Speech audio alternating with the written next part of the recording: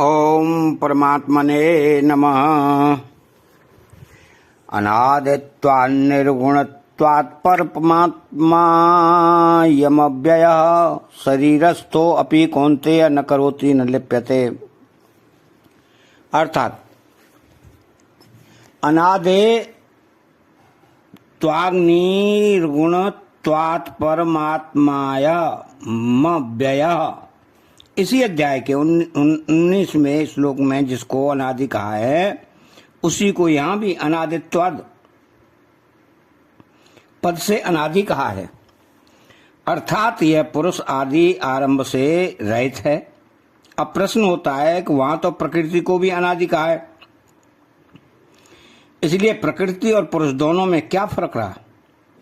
इसके उत्तर में भगवान कहते हैं निर्गुणत्वात्, अर्थात यह पुरुष गुणों से रहित है।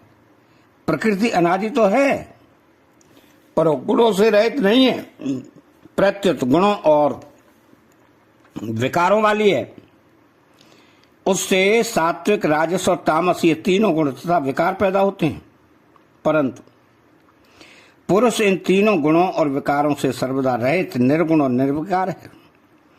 ऐसा यह पुरुष साक्षात अविनाशी परमात्मा स्वरूप ही है। अर्थात यह पुरुष विनाश रहित परम शुद्ध आत्मा है।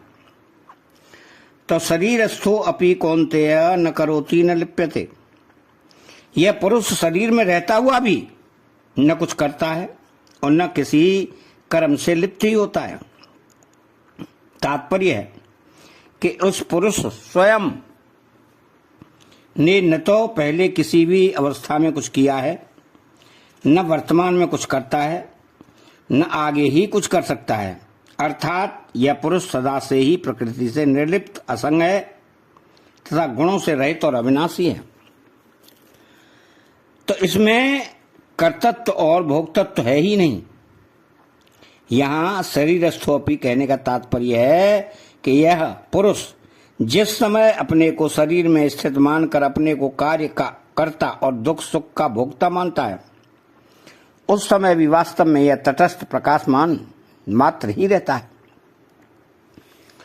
सुख दुख का भान इसी से होता है, अतः इसको प्रकाशक कह सकते हैं, पर इसमें प्रकाशक धर्म नहीं है। यहां अपि पद से ऐसा महसूस होता है कि अनादिकाल से अपने को शरीर में स्थित मानने वाला हरेक चींटी से ब्रह्मा पर्यंत प्राणी स्वरूप से सदा ही निर्लिप्त असंग है। उसकी शरीर के साथ एकता कभी हुई ही नहीं, क्योंकि शरीर तो प्रकृति का कार्य होने से सदा प्रकृति में ही स्थित रहता है और स्वयं परमात्मा का अंश होने से सदा परमात्मा में ही स्थित रहता है। स्वयं परमात्मा से कभी अलग हो सकता ही नहीं। तो शरीर के साथ एकात्मता मानने पर भी, शरीर के साथ कितना भी घुल मिल जाने पर भी, शरीर को ही अपना स्वरूप मानने पर भी उसकी निर्लिप्तता कभी नष्ट नहीं होती। वह स्वरूप से सदा ही निर्लिप्त रहता है। अपनी निर्लिप्तता का अनुभव न होने पर भी उसके स्वरूप में कुछ भी विकृति नहीं होती। अतः उसने अपने स्वरूप में से न कभी कुछ किया है और न करता ही है, तथा वह स्वयं न कभी लिप्त हुआ है और न लिप्त होता ही है। यद्यपि पुरुष अपने को शरीर में स्थित मानने से ही कर्ता और भोक्ता बनता है, तथापि 21वें श्लोक में भगवान ने कहा है कि प्रकृति में स्थित पुरुष ही भोक्ता बनता है। और यहां कहते हैं कि शरीर में स्थित होने पर भी पुरुष कर्ता भोक्ता नहीं है। ऐसा कहने का तात्पर्य यह है कि प्रकृति और इसका कार्य शरीर दोनों में एक ही है। अतः पुरुष को चाहे प्रकृति में स्थित कहो चाहे शरीर में स्थित कहो, एक ही बात है। एक शरीर के साथ संबंध होने से मात्र प्रकृति के साथ, मात्र शरीरों के साथ संबंध हो जाता है। तो वास्तव में पुरुष का संबंध न तो व्यष्टि शरीर के साथ है और न समष्टि प्रकृति के साथ ही है। अपना संबंध शरीर के साथ मानने से ही वह अपने को कर्ता भोक्ता मान लेता है। वास्तव में वह न करता है और न भोगता है।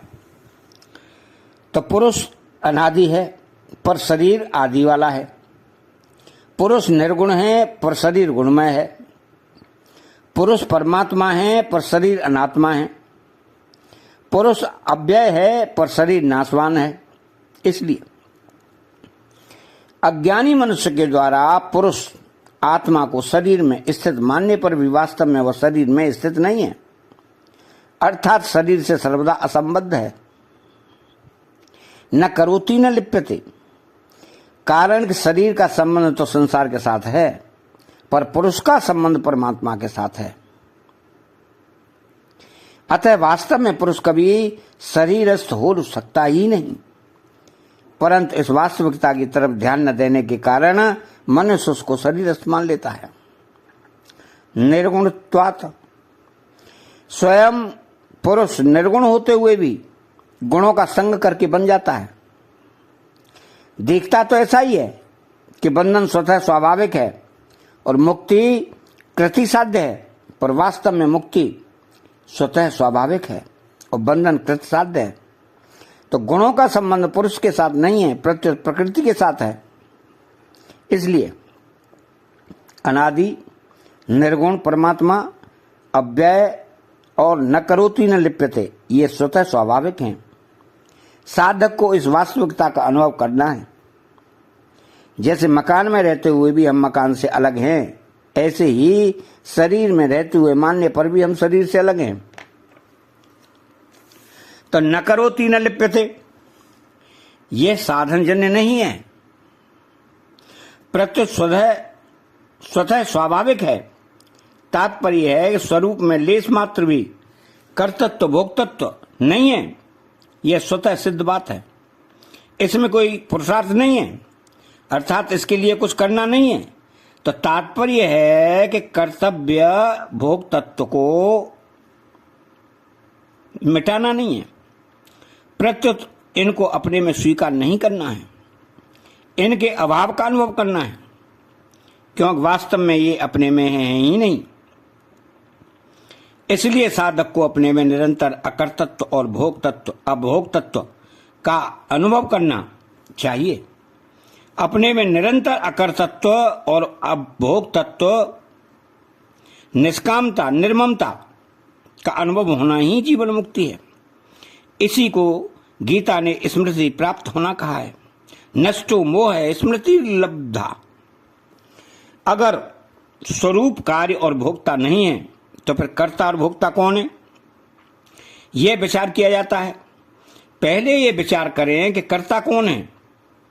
शरीर कर्ता नहीं है, क्योंकि प्रतिक्षण अभाव में जा रहा है। मन, बुद्धि, चित्त तथा अहंकार ये चार करण हैं जिनको अंतःकरण कहते हैं। यह अंतःकरण भी कर्ता नहीं है, क्यों कि करण कर्ता के अधीन होता है, परंतु कर्ता स्वतंत्र होता है। स्वतंत्र कर्ता। तो करण तो क्रिया की सिद्धि में अत्यंत सहायक होता है, तो साधकतम करणम। इसलिए करण के बिना किसी क्रिया की सिद्धि होती ही नहीं। जैसे कलम स्वतंत्रता से नहीं लिखती, प्रत्युत वह तो लिखने का एक साधन है जो लेखक के अधीन होता है। अतः करण कर्ता नहीं होता और कर्ता करण नहीं होता। दूसरी बात, यदि करण में कर्तापन है तो फिर सुखी दुखी स्वयं क्यों होता है। यदि करण सुखी दुखी होता है तो हमें क्या नुकसान है। तो सत स्वरूप भी कर्ता नहीं है, क्यों मैंपन तो प्रकृति का कार्य है। वह प्रकृति से अतीत में कैसे संभव है। यदि स्वरूप में कर्तापन होता तो कभी मिटता नहीं, क्यों कि स्वरूप अविनाशी है। इसलिए भगवान ने यहां स्वरूप में कर्तापन का निषेध किया है, न करोति।